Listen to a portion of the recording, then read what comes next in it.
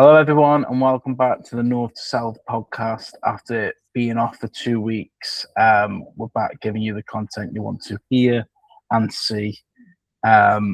England are into the semi-finals now with the World Cup after another dramatic night on Saturday, where we beat Norway 2-1 after extra time, thanks to an incredible performance of Jude Bellingham. So we're going to talk a little bit about that in the first part of the section. And yeah, you know, it's fantastic for England, and we're one game away now from a World Cup final. But, you know, as we'll talk about in a minute, it certainly wasn't straightforward. So yeah, this will review the England quarter-final victory, discuss whether the performance was actually as good as the results, look at the controversy surrounding the incidents of the VAR, spider cam, and the penalty shout. And then we're also going to look ahead to the semi-final, the massive game on Wednesday against Argentina. So a lot to get through, and then we'll finish off with the other semi-final, not forgetting, which is going to be an incredible match, France versus Spain. So first and foremost, Tom, after a week off, how are we feeling? I'm feeling good. I think I'm feeling a lot more energized because the games are not so late at night anymore. Yeah. So it's nice that the games are more sort of normal times for us Brits here in England. But yeah, it's just been some fantastic football to watch. Thrilling. Just the scenes from all the games have been just amazing. I think, especially, I think you got to say the Argentina versus Egypt game was just unbelievable in terms of Argentina's comeback, but also in terms of the refereeing, and there's quite a lot of controversy around that game, around the refs not giving enough fouls to Egypt. There we go. Yeah, Egypt did feel very hard done by, and I think you find in every football match, whether that be local, Premier League, league football, sometimes the momentum of certain teams can get ahead of a referee on a big occasion. I think we've seen that a few times. Obviously not blaming anyone. Sometimes, you know, those decisions do go the way of the favouring team. Most of the time, and I think we have seen that with Argentina. But many people would say that about England as well at the weekend. So yeah, let's get straight into the quarterfinal review, basically. So if you're listening to this on YouTube, we've kind of skipped a week from a full podcast episode. But if you follow us on TikTok, you'll see that we've been actually posting more than we ever have done, and we really are engaging with a lot of people. So if you don't see us on YouTube, jump over to TikTok, and you'll definitely see us there. So jumping straight into the quarterfinal of the weekend, it was Norway versus England. England got the victory 2-1 after extra time, with Jude Bellingham being the absolute star of the show. So obviously England made it through to the semi-finals after another comeback victory. It wasn't England's best performance of the tournament, but for me personally, conditions were unbearable. I mean, it was unbearable to sit at home, so I couldn't imagine playing in those conditions 10 degrees higher. But Norway caused plenty of problems, particularly on the counter-attack for large parts. England just looked flat and struggled to get any rhythm. But once again, England needed someone big to produce a big moment. Normally that's Harry Kane, or, as it was, Jude Bellingham. Basically, his equaliser changed the momentum of the game and made England look like they were, for me, after that first goal, Jude Bellingham, even though Norway kept putting the pressure on, I still thought we were going to win this, because it just those big game moments from those big players just set the team into a bit of a confidence trap.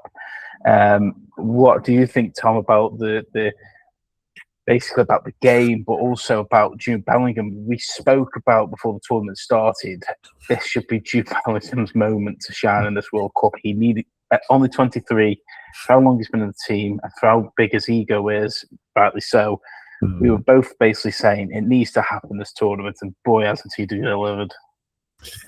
Yeah, I mean, a fantastic player. Yeah, I mean, he really has been. I think he has been the player of the tournament so far for England, definitely. Just sensational to see him. I mean, he does have an ego, but I also really like how he speaks. Like just like it, just interviews. Like he comes across as like not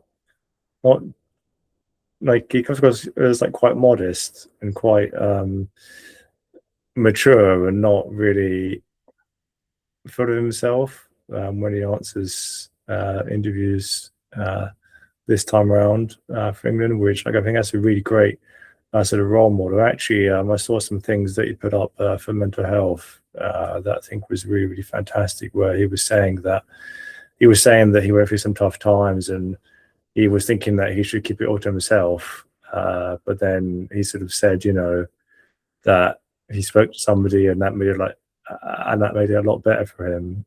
So for someone of his stature to sort of like say that on the big stage, I think it's a great role model for sort of just everyone out there. I think that's especially good. But going back to the game, I think England were quite lucky in a way to actually go and win the game.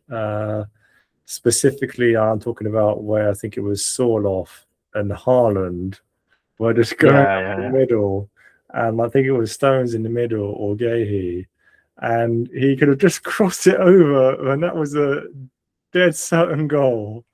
And like for some reason, Sorloth chose to like take it on his own. Perhaps he didn't see Haaland. Like I find that hard to believe, but it just felt like a really odd, a very odd bit of play by Sorloth, because then they've been 2-0 up, and then you quite rightly say that sort of that goal that Jude scored just before the end of half time, that changed it all in favour of like England again. But I think if they scored 2-0, then that might have sort of killed it and meant that we didn't have the sort of spirit to come back and get 2 goals or more to like come back and win. So I think that was a really crucial part of the game, really, which was lucky for us, and that's why I think I like how Tuchel sort of said that basically at the end of the game, where like he said, we were quite lucky and we still got quite a lot of quality to go, and that was very good for him to say that, I think. Yeah, and we might as well touch straight onto that now, actually. As we're already there, I think this shows the difference between. Actually, no, we'll come on to that in a bit because obviously we're going to work in segments. But I think for what you just said there, Tom, it kind of shows that before we had a manager in Southgate who kind of built a foundation of England, how we should play, bringing in that mentality of players actually wanting to play for England again, and he did really well to kind of bring the group together and play some good football. What Tuchel's done coming into this tournament is give that tactical awareness, like knowing how to win games in not very pretty, but also when we can get it right and the conditions are with us and the players are fit, it looks really good football. And not only that, is tactical awareness, like I just mentioned, knowing which players to bring on, putting the faith into those players who we probably think, wow, would you play that player at this point in the game? It's just on a different level. Nothing against Southgate. He obviously studied the game for a long time, but you just know, there's a reason why Tuchel's won a Bundesliga. He's won a Liga on title, and he's obviously managed some of the biggest teams in the world, and that sets it off. In terms of positives, obviously we've talked about Jude Bellingham getting another 2 goals and working really well with Kane. Kane didn't have the best game, but you can see that between them, they have that kind of chemistry where one trusts the other to go forward and pulls it. That makes a massive difference. It's a bit like the Owen and Esky partnership England had for a very long time in the early noughties. What do you think about the performance in general? I mean, me personally, it wasn't pretty, it wasn't great, but a lot of players look tired. A lot of those players in our first team play for some big clubs who have played over 60 odd games a season. I don't think it was great, but I also, we won the game in a way that, at the end of the day, we're in the semi-finals. I mean, would you say the performance was positive because we know how to win the game, not kill off a game, but win a game in not a pretty fashion? Or would you say there's still some things that you didn't like and we need to rectify that for Argentina? Two things. I think the first thing is I think a win's a win, and that's just a great thing to have got through, beaten Norway and gone through to the semi-final against Argentina. The first time that England, I think, are going to play against Messi. Absolutely great game, and that's going to be amazing to watch on Wednesday. So I think that's the main thing, is if you're able to pull through and get the win, and it doesn't have to be pretty. That's the spirit that I think has been the most impressive thing in this whole tournament for England, is they've shown that spirit of, we really want to win this. And to me, that means that it doesn't have to be pretty. So that's one thing. And I forgot the other thing now. I was just talking for so long that I basically forgot the other thing I was going to say. Well, I'll do. No, yeah, that's it. But the other thing is that even though we said that Bellingham is the star player, and that's true, there are other players who are doing a really great job as well. So Anderson, I think he's played really well in this World Cup. I think that he's had the most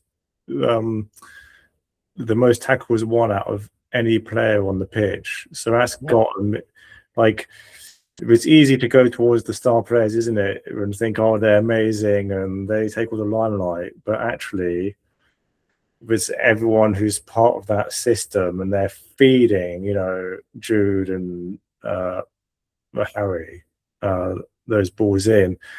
Equally, I think Gordon has had a fantastic tournament. Like, when basically he gets on and gets into the zone, he goes quick down those wings, and is very good at doing crosses in. I think Saka's starting to warm up, actually. He had a good game. Played well against Norway. It was quite sad for him to not have like a goal to show for all his efforts, actually, because he made quite a few great crosses, but they didn't lead to a goal. Don't think. No. So that was quite sad, really, because I think that he is just starting to hit form, and that's really great.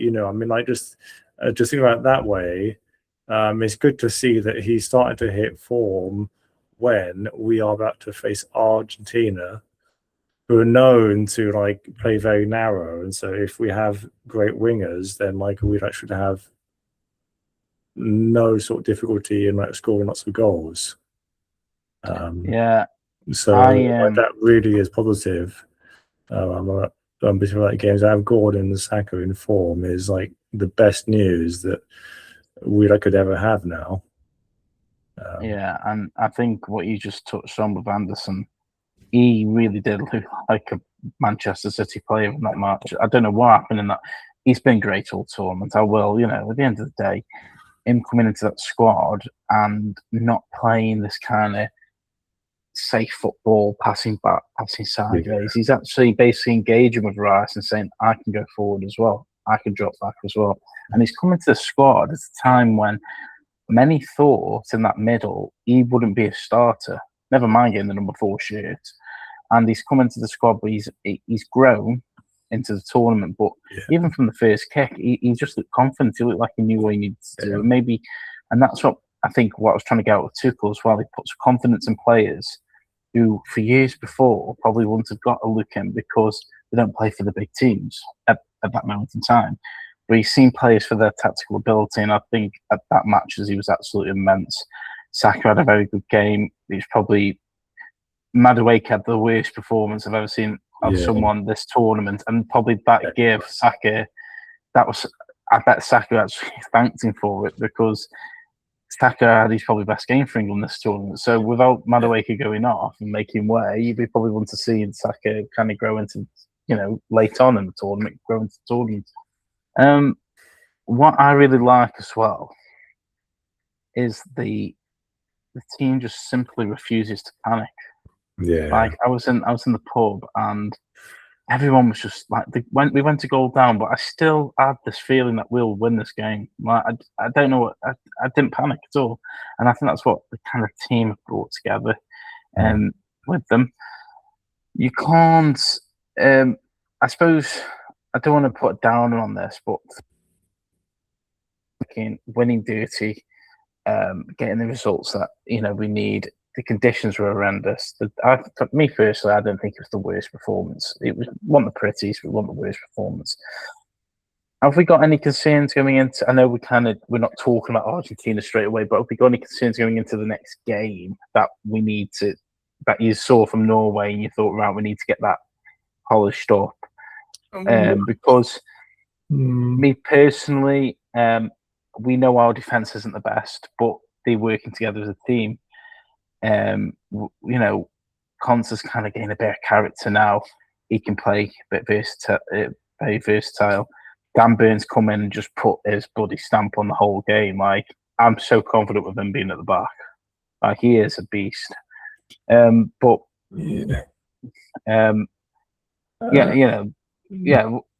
the fatigue. That's what I mean when I say concerns. It doesn't have to be the performance. It could be the fatigue. I mean, I think the one big player that just definitely wasn't right, and that's no sort of negative on him, but was Rice. So he was definitely had some sort of illness or flu, because he came on and did 2 corners and 1 free kick or something like that, and they were all over the place. And so you just knew that straight away that he isn't himself. So hope he's back for the next game, but it's going to be interesting if he isn't, because Rice is sort of such a key part of that team, isn't he?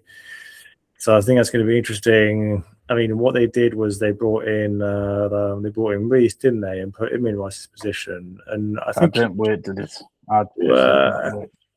It's interesting. I mean, I was watching him. I was watching him run back, and I thought I was. I wasn't the only one who said it. Well, I saw it, and he just didn't know he was picking up, because obviously it's a new position for not new. Obviously, we know he's played there, but I just don't think it worked. So I think, I mean, if I look at the squad now that I am doing so, and I think the player Mainu, I mean, even though he's young, I mean, he's done a lot of good things for Man United past season. You could bring him in for Rice, but I think that's probably what I'd do, is bring Mania in, because Anderson's playing very well. If you keep all the others the same as what we did against Norway, then I think we'll be okay. I do think that the wingers, especially Madueke, just the fact that he runs and doesn't do a first-time cross in the box is quite concerning, because with Argentina, they like to, as I already said, that they like to play like a narrow sort of way on the pitch. So the way to get at them is to get the wingers to get on the wings and do crosses, because I don't think that you will get through if you just try and pass it through the centre midfield.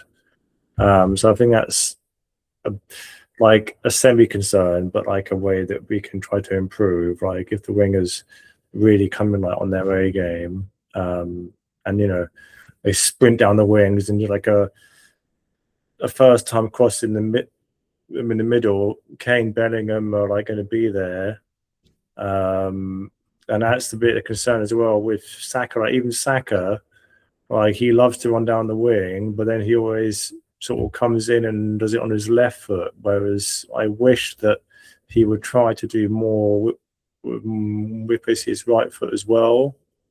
That's what I think that both him and Madueke actually struggle with doing that. But anyway, that's like a personal thing that I think they should try to do that more. That's fair. And yeah, I mean, if that's the only concerns we have, then I'm very confident going into Wednesday. Yeah. So just quickly staying with that game, moving on to a little bit of a different part as a bit of the biggest talking points from that game. I think the main one, and I've been trying to do a little bit more research on that today before we're coming on to it, was about, did the ball hit the spider cam? Now, one of the biggest talking points from Saturday, or the tournament, should we say, was Norway believed the ball struck the overhead spider cam in the build-up of Jude Bellingham's equaliser. So under FIFA laws, play should be normally stopped if the ball makes contact with an outside interference. So that could be that the referee, since I think about 6 years now or 7 years, is no longer considered part of the pitch, and that's now that's why the ball, it's the referee, the play has to stop. So the Norway manager, insisted afterwards that he believed the ball hit the cable.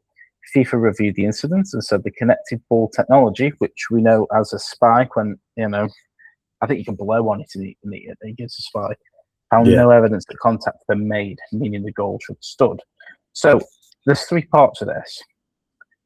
One, FIFA's technology, which we rely on these days, goal line technology, VAR, a bunch of other technology, said there was no spike.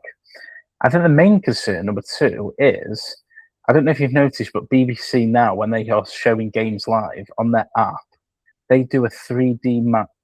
It's like a football manager on your phone, and you can see players in real time, digital players running around the pitch. And I don't know if you've seen this, Tom, but as the ball goes up, the ball does jolt and come back down, and that's picked up on their technology where the ball is using movements. So it was very interesting to find that at the time, Norway players, 2-3 of them plus the manager noticed, or should I say, allegedly noticed the ball hitting the spider cam.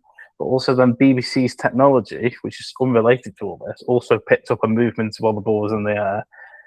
But obviously the technology that rules the game said it didn't. So, debate.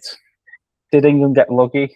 Should VAR reviewed it on video footage, not just using the technology in the ball in case it wasn't working? And did you think it hit the spider cam, Tom? I really want to say just no comment. But that'd be really boring. But I do think that, I mean, blimey, aren't we just going too far into all this? Like, just if the ball's got that technology in it to say that, like, even if like a hair sort of went on it, then like that would beep and that would. Then why are we even arguing? Like, to me, it kind of feels like Norway sort of clutching at straws. Like, the opposition who lose, unfortunately, in my mind, a lot of the time they will just try and hook onto the slightest thing that means that they should have won. And that's what I think is bad about football, is where you can't just admit that the other team might just beat you fair and square. And that's my opinion. So we saw about 3 or 4 seasons ago in the Premier League, was it Burnley or West Ham got relegated because the goal line technology did not work on the last game of the season when the ball crossed the line, but the technology wasn't working and the referee didn't call it. If this happened in this instance, because we don't know if it was working, we don't know, how do we know that chip is charged up? How do you know? What I'm asking you is, should VAR, knowing that something so bizarrely happened and could be talked about for a few days after, which has been done, should they have also looked at the video footage, not just on relying on a chip and a ball, that this is its first tournament of its kind? I will go back to what I said about VAR all along. Like, I talked about this on many pods now, that I think VAR is just the start of all this, because everything now is going to be questioned, and everything was questioned when basically like it was just the ref when basically the linesman, and when they would make something or like they would choose or more, let's say it's a foul, and then everyone might complain, but at least then I think things were simpler back then, and I think there's only one way for all this to go away, is for VAR to like just be cancelled, to be stopped, but that isn't going to happen. And that sort of question is just going to be kind These of are not leading you down like a rabbit hole, because there's so many questions that you can have that, and then that leads to like sort of like conspiracy theories, doesn't it? Like what if the England team and they managed to get into the ball and change the system and turn it off, and that's going to lead to all sorts of crazy things coming out. And that's why VAR, to me, was solely brought in to actually try and make football more sort of to try and add drama to it all. I don't think the VAR was actually brought in to actually make it fairer, or to try and make the sport more sort of up to date, like tennis has Hawkeye. I think it was purely done because somebody thought that this will add drama and make us all a lot more money. That's why I think it was brought in. But yeah, which is fair enough. I mean, you're not the only one who thinks that. I think sometimes when I see what VAR does, I think the same. But you know, we're so constantly. You make a good point. We're so constantly saying, should they have done this or should they have done more? At the end of the day, the technology is there for if the ball hits something like a ping, it sets off, and it didn't. So that should literally be the end of the conversation, right? At the end of the day, we're talking about. Should be. Yeah. I mean, we're talking about constantly get rid of it. It isn't working, or is it not working for the person who's aggrieved? Is this the issue here? Well,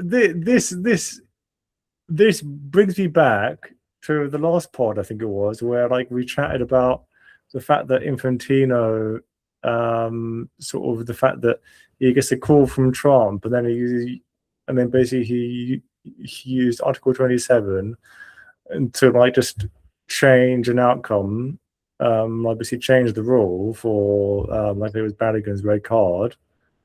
And so this is what all this VAR and all this technology nonsense adds to the whole game, because then people think that sort of they can just change things basically whenever they want, and then it makes a farce of the actual sort of rule book.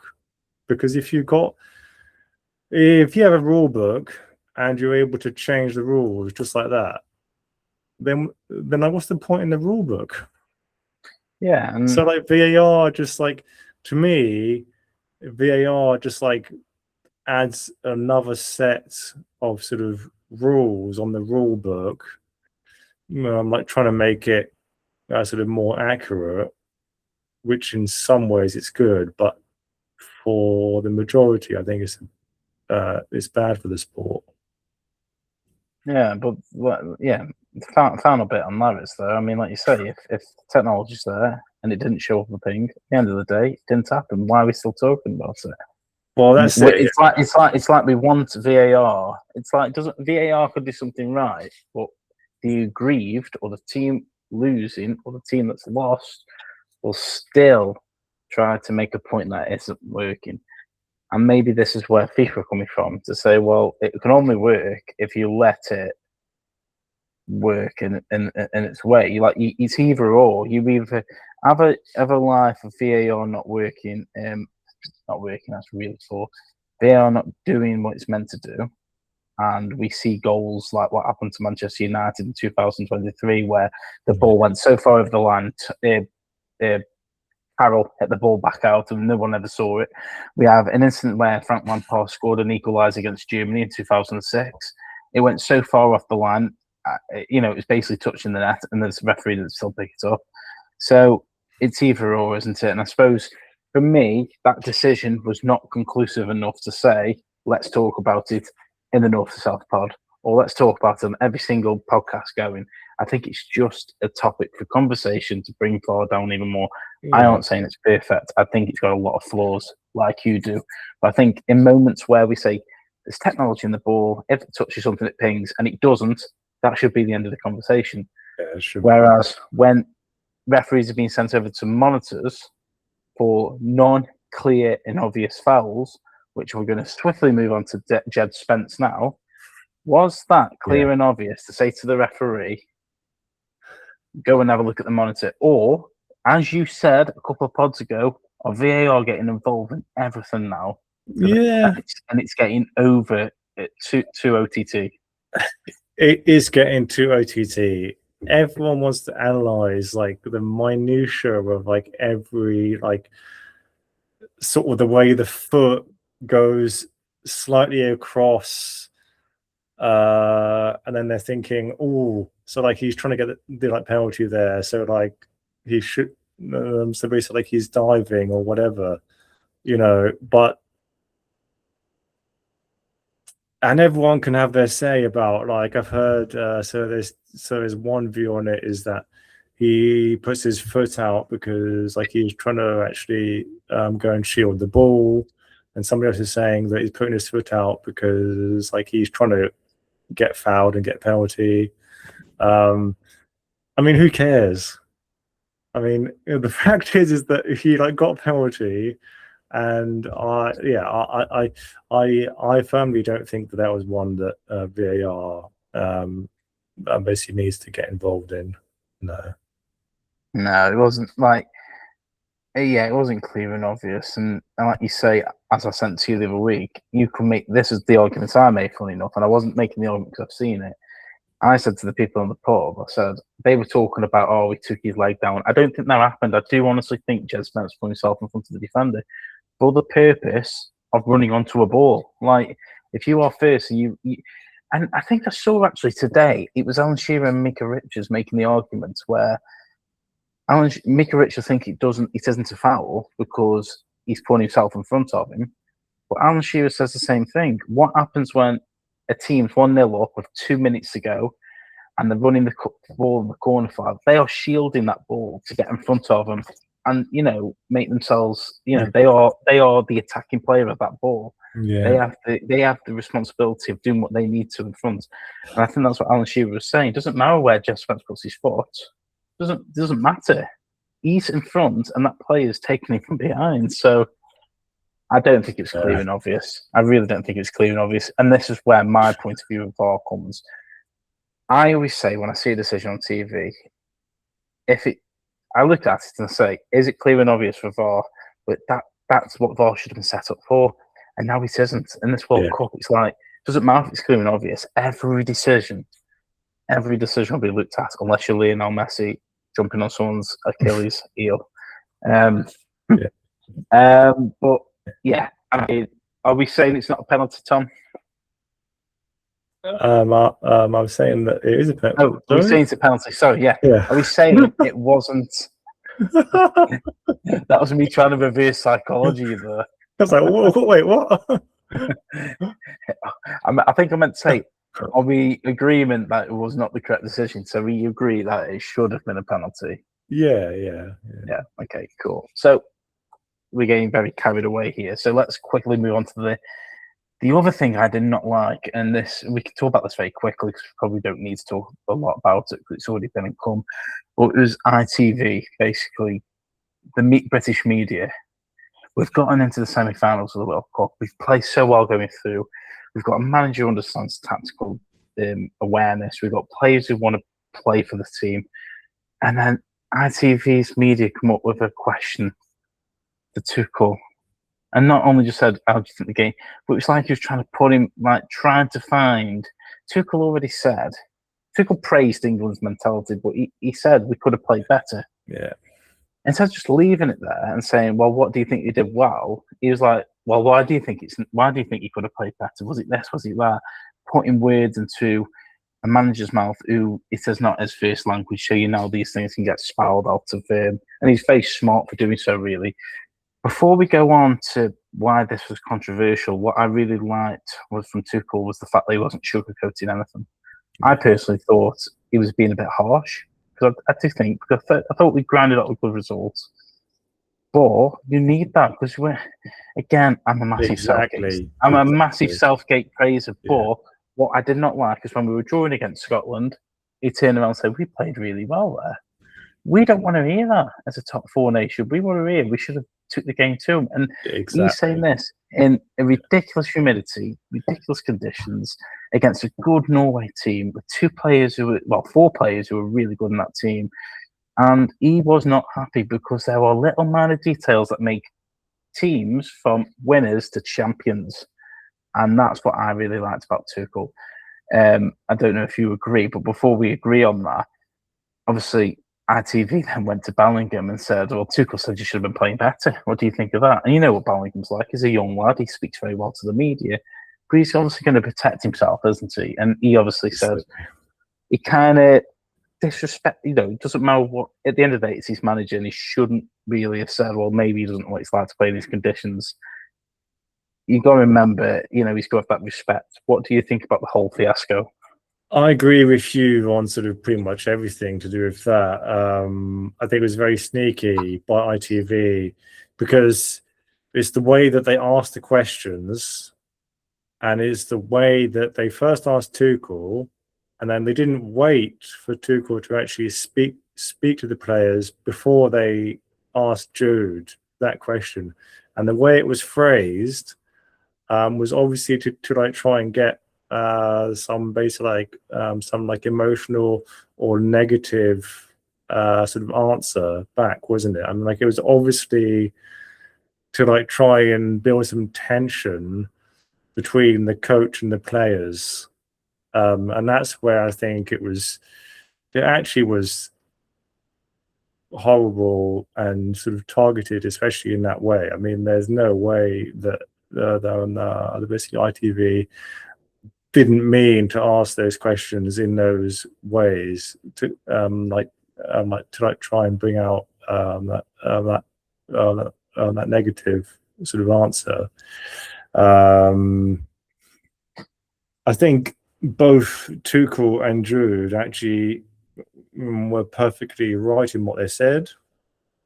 Tuchel is very good in the way that he's honest, and what you need at this elite, sort of like in that elite sport, is someone to tell you honestly how it was.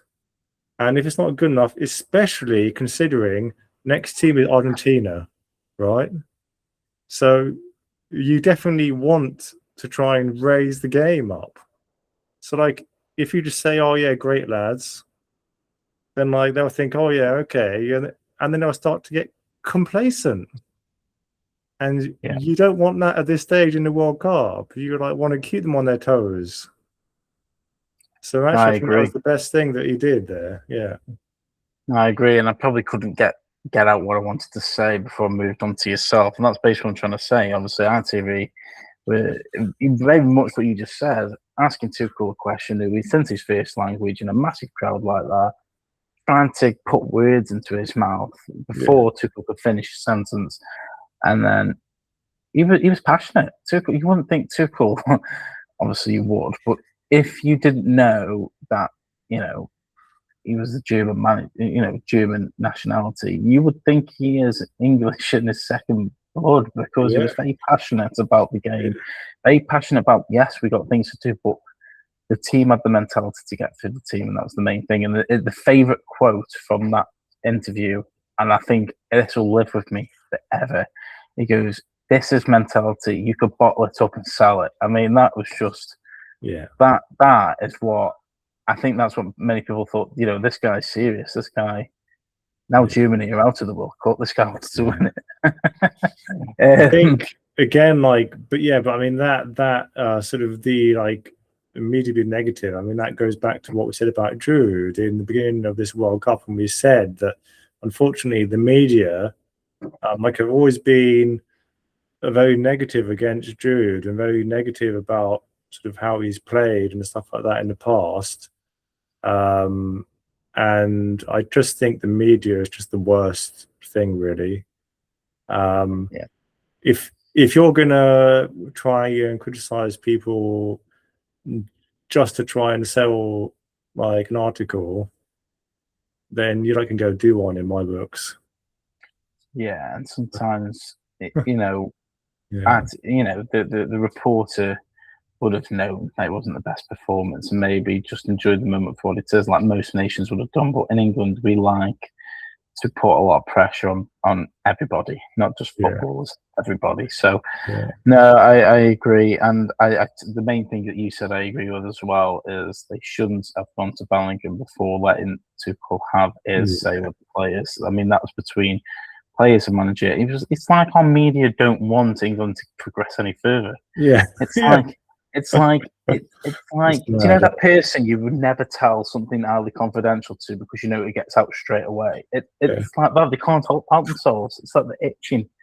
But yeah, let's move on to the big preview of England versus Argentina. So this is going to be at the end of the day, we want to get to the final, and sometimes we look at the easy routes and think we wish we had that route. But you want to play these games. If you want to win the World Cup, you want England versus Argentina. There's a lot of rivalry between England and Argentina. Some that's politically motivated. That is probably stems from current events as well as in the 80s. Also, these two teams have not met now since 21 years, 2005. So Messi wasn't even in the squad then. So this will be the first time Messi faces England. So it doesn't get much better. England, Argentina, place for the World Cup final. Argentina arrive as the reigning world champions and they remain one of the tournament favourites. But England, have shown tremendous resilience under Tuchel, despite not always playing their best football. So, 21 years, England, I think, won Argentina in a friendly. I think it was 3-1. Mark Owen, or 2-1. Mark Owen scored the winner. But prior to that, I think 1998 was when Beckham got sent off, for which was massive. And, you don't want to lose to Argentina. And it really, Beckham was really crucified for that. And then prior to that, we all know how it ended in 1986 with the ghost goal or the hand of God from Maradona. So this is a game England will want to win. And I think, Tom, before I move on to you, because I know I always move on to you for your thoughts to this, but I just need to say this. I can see, and I might put money on this, I need to see what the odds are. I can see there being at least one red card in this game. I'm not sure it'll go to. But this is going to be a feisty game. I really do think this is going to be a very ugly, not ugly game, but the referee, whoever the referee is going to have to get a hold of this game. I can see it being very, very tough. But I also think South American players are very good at winding up players. We've seen that with Paraguay and France, and I thought that's why I think France will win this tournament. When I saw France deal with Paraguay, straight away I said then they're going to win this World Cup because they've shown they can go forward, but they've also shown they can hold their own because they were trying to wind up France, and this is what I think Argentina will do to England. I think they'll be very, very on the back of the next whole match. So, Tom, just quickly, how do you think the game's going to go? Do you agree with me, or do you think it's going to go a different way? But what do you think England need to do to get a foothold in that match before Messi gets unleashed? Well, I think, it's definitely going to be tight, isn't it? It's definitely going to be tight. I think, like I said before, I think the key is in the wingers. If the wingers get down and manage to sprint down the end and just cross it in, then I think we will be able to score quite a few goals. That sounds like a really good tactic. Run down the wing. Because Argentina do play very narrow in midfield, and they don't, and they have given away a lot of goals this tournament. So I think we definitely can beat them. I think it's just looking out for Messi Especially, I mean, you know, just the way that it's quite funny actually, because he is a bit in Haaland, like in a way they are a bit similar in the way that they walk around for a lot of the time, and then suddenly, boom, they like they see an opening that no one else does, and they're just in. So they're quite similar in that way.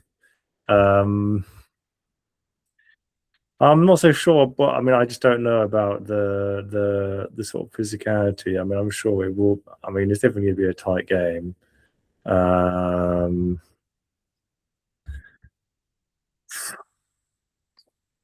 It's going to be a lot of political motivation in this game, I think. I think without getting into politics before the game, and I don't want this podcast to be politics before the game, but I think today the president or whoever runs the country of Argentina started the old debate of the Falklands up again, and it's things like that where you know that wasn't needed now. That wasn't probably needed maybe after the tournament. Why bring that out 3 days before the game? And I think it's going to be tensions are going to be up. But I just hope our players don't lose their heads, and I think Tuchel will drill that into them, especially Bellingham. I think just I pray to God he doesn't get wound up by them. I think England need to start fast. I do think they need to make Argentina aware that they're here to win the game and not just, you know, say, "Oh, you're world champions. Let's give you respect." We need to keep possession better, but not like sideways football back and forward. We need to basically, when we have the ball, do something with it. But also, if we can't do anything with it, take it back. I think that's where we're getting lost in possession. And I think if we stop Messi, I honestly think if we can stop Messi, I don't think there's a lot to Argentina.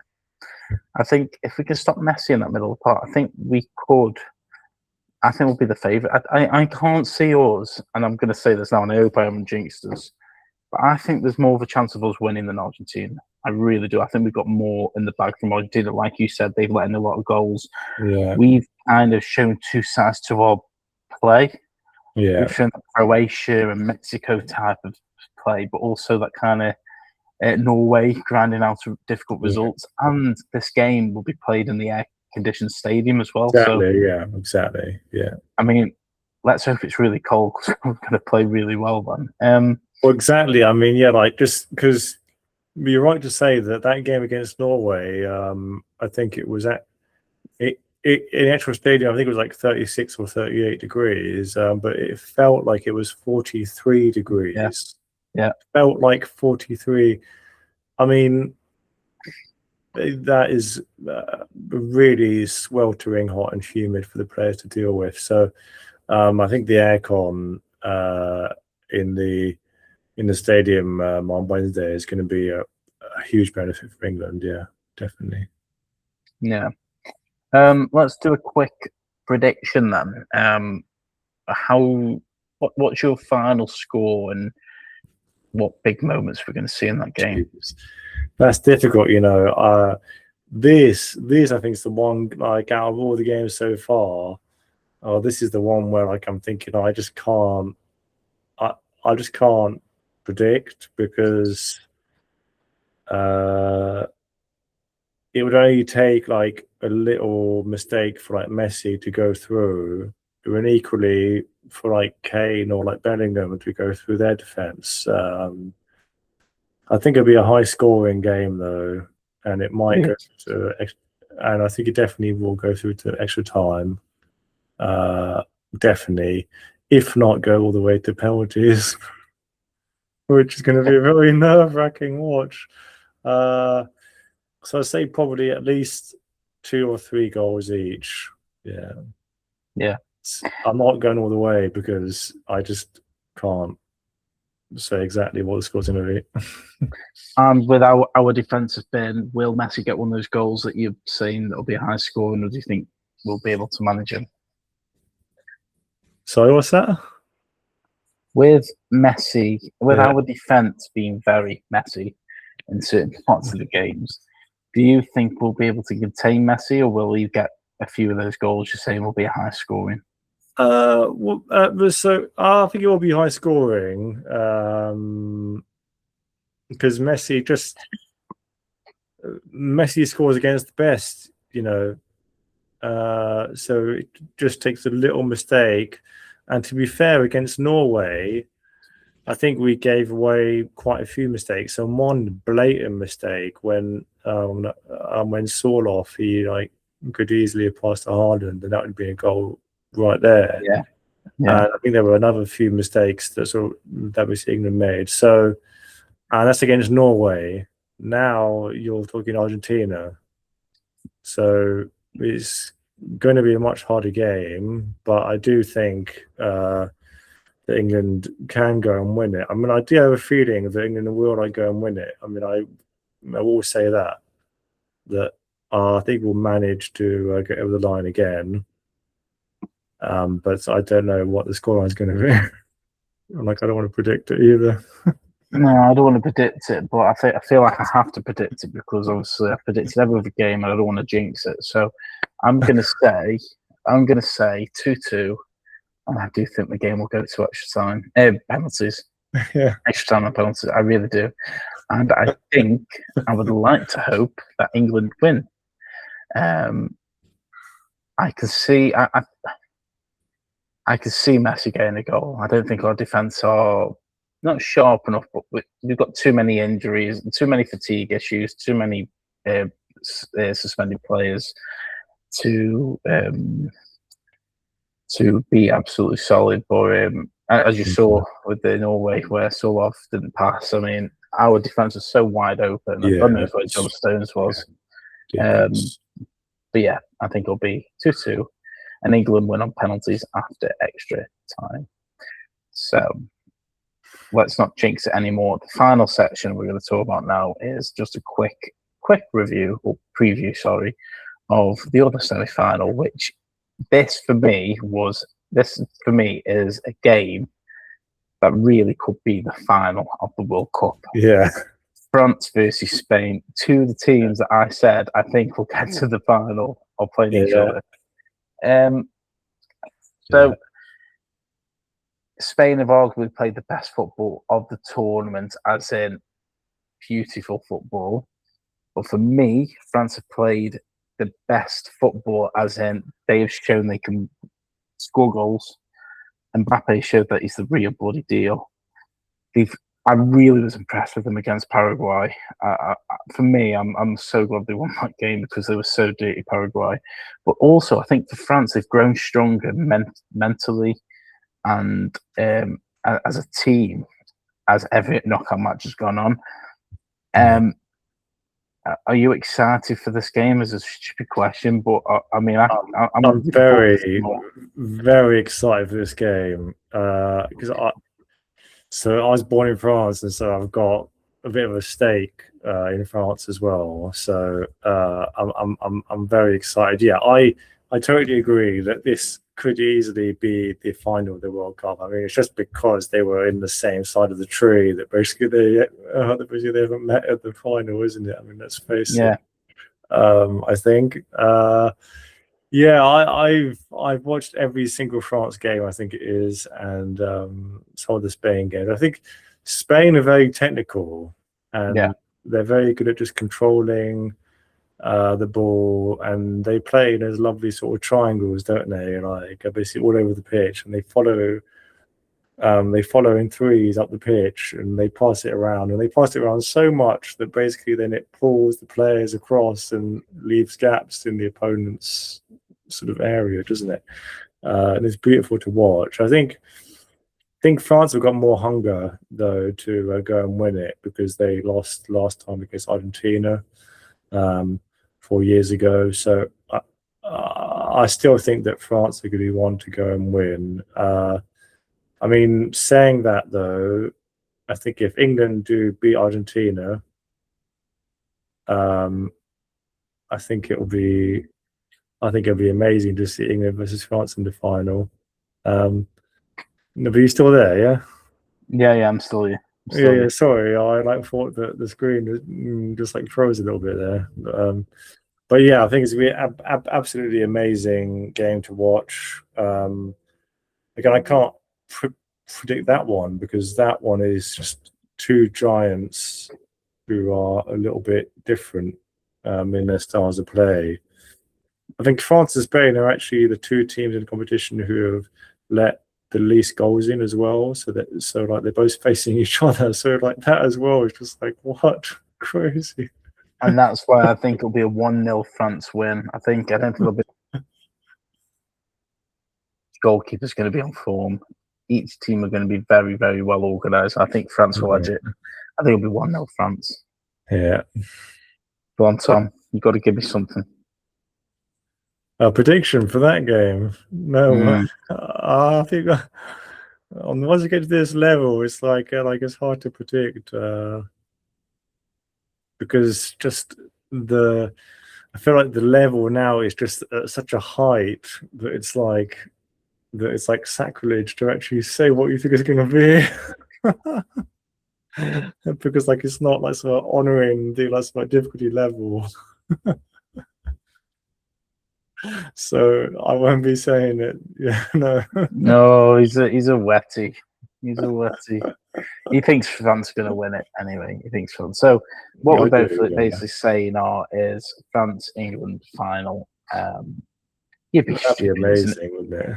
You'd be stupid as an England fan not to back England now. You know what have you got to lose? Let's just go for it. I mean, they've got some very good players. Moving back to Argentina here before we finish off. You know, McAllister, Fernandez, Alvarez, Martinez, Messi, all the Ezzies. You got all the Ezzies and Messi. And they've even still got Otamendi, who I saw coming on holding the defence line against Egypt. I didn't even know he was still playing. So, you know, they've got a lot of aging players as well. That's they've got the arms. They're a good team now, right? They are a good team. And do you know when we were talking about when it comes down to referees giving those decisions to teams who are more vocal, who seem to get those challenges that other teams might not get with certain referees? I think England and Argentina have had probably the majority of those 50-50s given to them. And I think this is why this game's going to come down to a lot of heated debate because each team are going to be like, well, you give it to them, give it to me. A bit like bickering, sibling bickering. Yeah. Can't wait. So it all starts tomorrow, Tuesday, or whenever you're watching this podcast. The game might have already been over, the France and Spain game.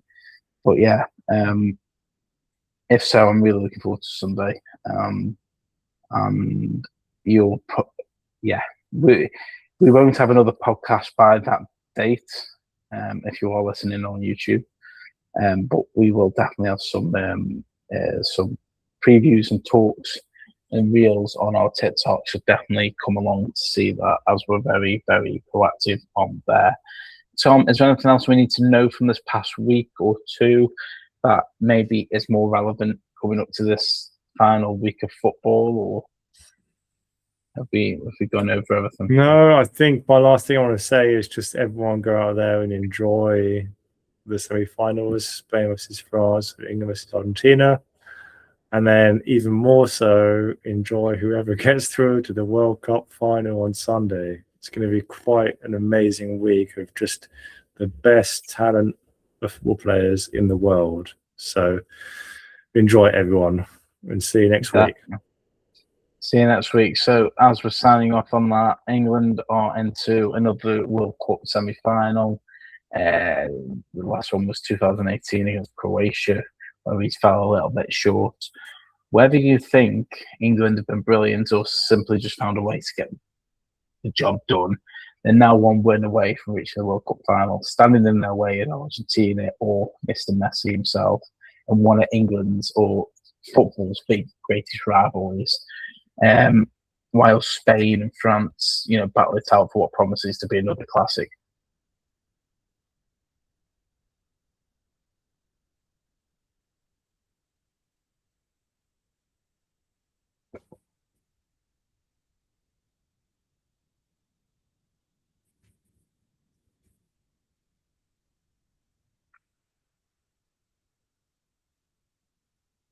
I can't hear you now. I can't hear you. I think your mic stopped working like halfway through that last bit. So what I said was, thanks for watching, thanks for listening, and enjoy the football. And we'll see everybody next time, won't we, Tom? Yes. We will see you next time. Toodaloo.